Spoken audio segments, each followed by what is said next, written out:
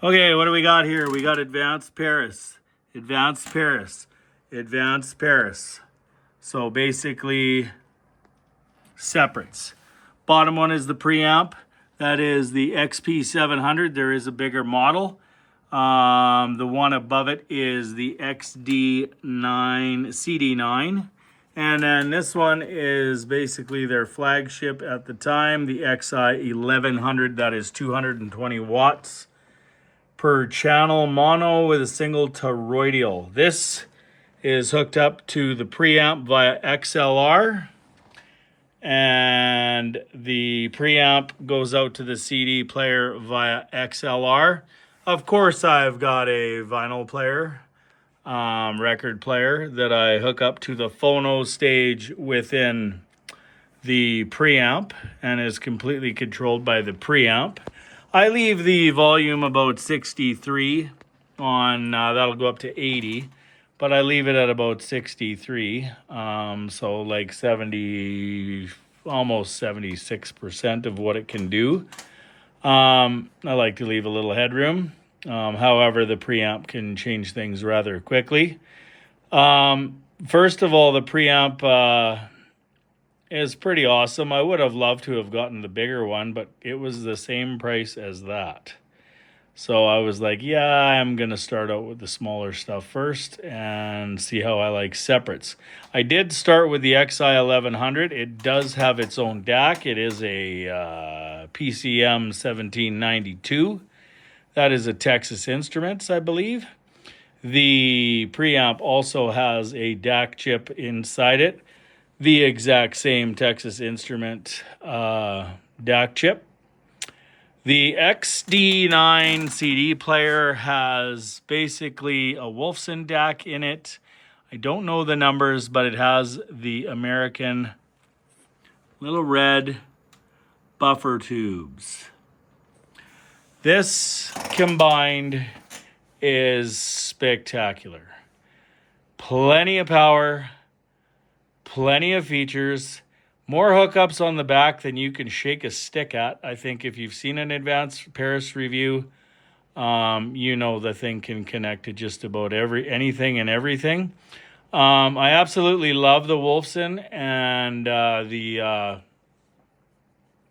the military tubes that are, I guess they're buffer tubes on the CD player. Old Guy Hi-Fi had this thing apart. It looks very nice inside with a little toroidal and a nice, I believe it's a Philips CD thing. You can see it open if you want. And it opens, I don't know, some people say it opens quick. I guess, quick. I mean, whatever. I like the ones you slide in and you press the button and they slide out, but that's more car audio. And sometimes they get stuck in there forever and a day. Like the one in my gravel truck that has been stuck in there for 10 years. Thank God it's AC/DC back in black, because that's a pretty decent unit to go with. Okay, so I've got the Weem streamer that I use. I used to have a NAD. I still have the NAD, actually. And that's got a Saber DAC in it, ESS 9039 or 38. That's the Ultra, the Weem Ultra. Not really, I'm just giving you an overview of what's going on here. Right now I got the Duke Audio, the quick switcherama between the ESS chip and the AKM chip. Not gonna lie to you, I prefer the AKM chip. But I also very much like the DAC chip in the preamplifier as well, because I used to run it prior to without a DAC chip. And the Saber DAC is, well, it's a little harsh, especially if you got horn speakers, which I do have horn speakers. The R7 3s are biamped to this. That's another feature I forgot to mention. Speaker A and speaker B, you cannot play them together, but on speaker A, you are allowed to, because it has 4 binding posts on each side, biamp a speaker. Now, people have talked about biamping speakers as snake oil, snake oil, snake oil, and I say, hey, get fucked. It is definitely not snake oil. I've heard a lot of systems. I haven't had any systems in my room like this to compare it to. But I've heard, techniques. I've heard the Yamahas. I've even heard some Macintosh stuff, and this holds its own. This definitely holds its own. It is very powerful, lots of headroom. Even if you run the VU meters over to the 220 mark, like let me find my finger here. Let's go right into here, and you're even past. It's not really distorting. Like I'm not saying the VU meters aren't accurate. I'm saying that this thing has more power than. Well, it has more power than it says. You know what I mean? Like you run something right to the floorboards, and she starts crashing out on you or clipping or whatever with the speakers or doing whatever. I mean, these speakers, these R7s over here, they will handle 1,000 at peak. So this amp doesn't even have the power to even bother them. With the R7 threes, you are definitely going to require subwoofers, which of course I have two of them, the 121s, which are $700 Canadian. No, well, yeah, about $700 Canadian. I have two of them, and that's strictly for kick drums, and I keep them very low because I'm a more of a listen for whatever. I like a variety of music, and like even with records, you get your shitty versions of whatever, like especially your early 1980s recordings that were done digitally and then remastered in analog for vinyl purposes, and I'm just gonna say they're a little thin. Let's call it that. And not all of them, but a lot of them are very thin. Been listening to a lot of Ozzy Osbourne lately, and I find that on Diary of a Madman, I find it very thin. But I have a red recording, and rumor has it that red or colored vinyl is not as good as black vinyl. That is what they say, not what I say, but it is thin. You play an old Black Sabbath album, totally different. Anyway, this is some separates from Advanced Paris. They all work in synergy. They're excellent. I love the fact that you can hook them up via XLR. The phono stage, you actually both pieces have a phono stage, because the record player that I chose that's just up above us here does not have a phono preamp. So these both come with a preamp, but I choose the one in the let's get real, and that's in the preamp. So I use that one. And playing a CD on this is just absolutely beautiful.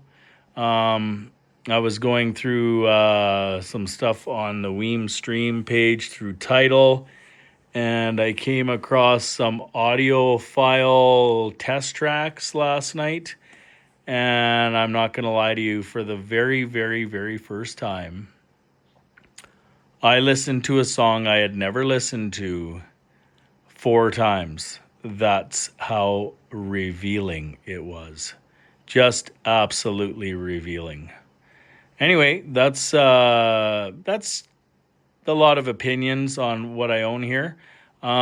This is Canadian. I'm glad I bought it when I did, because this stuff has all gone up 15%.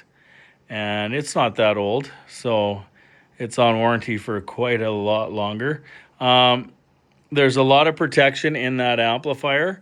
I had a speaker cable come loose. I think my cat was playing around back there, and all of a sudden the amp went completely dead, and I figured out the problem really quickly, and I just hit the power back on, and power came right back on. So it's got an awful lot of protection inside there. I've looked inside of this on another YouTube video. This amp is built like an old school amp. This is completely repairable. That is another reason I bought it. So reason one was A, the power, B, the biamp feature, C, the looks of them. Now, D, my mother's family is from Normandy. So this is a French product. So that also interested me. And I I really wanted the A12. And when I ordered the A12, the guy originally phoned me and said, look, man, I don't think I can get an A12 for quite a while, but I just had a customer back out on an XI 1100. And I said, I don't even know what that is. He says, well, go to page 2 on my website. So I went to page 2 on his website under Advanced Paris, and sure thing, there was 2 more amplifiers.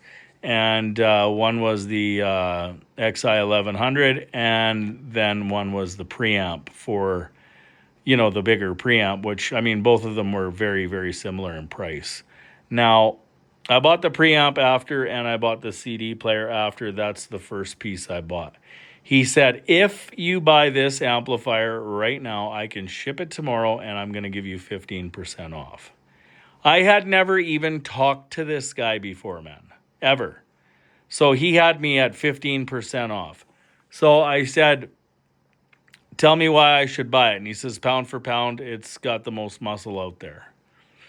And he says, I own one. I'm listening to it right now, and I've owned a lot of stuff. The guy actually sounded, a little bit older. We're friends now, so I know exactly how old he is, and I'm not telling anybody. But he's been around the block. He's seen just about everything you could ever imagine. He's been to Expona. He's been to CES. He's been to CES in the frickin' 90s, I'm sure. I you know what? I took his word for it. It's not very often that I trust a salesman. But he's a private dealer, and this is one of the products he carries. And it's called Canadian Hi-Fi. If you're interested in looking, Canadian Hi-Fi. And he's a great guy. And so when I went back and I bought the preamp, I bought the CD player at the same time. And he continued on with how we made a deal on this one. And he says, anytime you send somebody my way, I'll just offer you a better deal and a better deal on anything else you want. He sells legacy speakers. He sells all kinds of stuff. He's a pretty cool guy. And so that's pretty cool. Carl, Canadian Hi-Fi. Anyway, I've been nothing but pleased with this unit. And Advanced Paris, I hope that you continue to build this line. I'm not 100% sure I'm a fan of the new aluminum line, but it doesn't matter. I'll probably have this for years. I can't see myself. The only thing that I would be interested in is a set of monoblocks that had biamp capability. And there is so few products that have biamp capability. And what a biamp does for that 90, because I'm pretty sure that the R7, they say it's 101 dB. I call bullshit. It's probably 90. And they call it a 8 ohm speaker. I call bullshit. I think it's more of a 4 ohm speaker. And because the biamping made such a difference. The Klipsch 8000, which is right beside it, that has been measured at a 4 ohm, and it is 92 sensitivity. So I'm thinking that the big brother there is probably very similar. I do not have the measurements or the readings. I am just strictly assuming, but what biamping did to that was very noticeable, very revealing. Anyway, I think the Advanced Paris products are absolutely spectacular, and that is VSP's opinion on that. You guys have a great fucking day.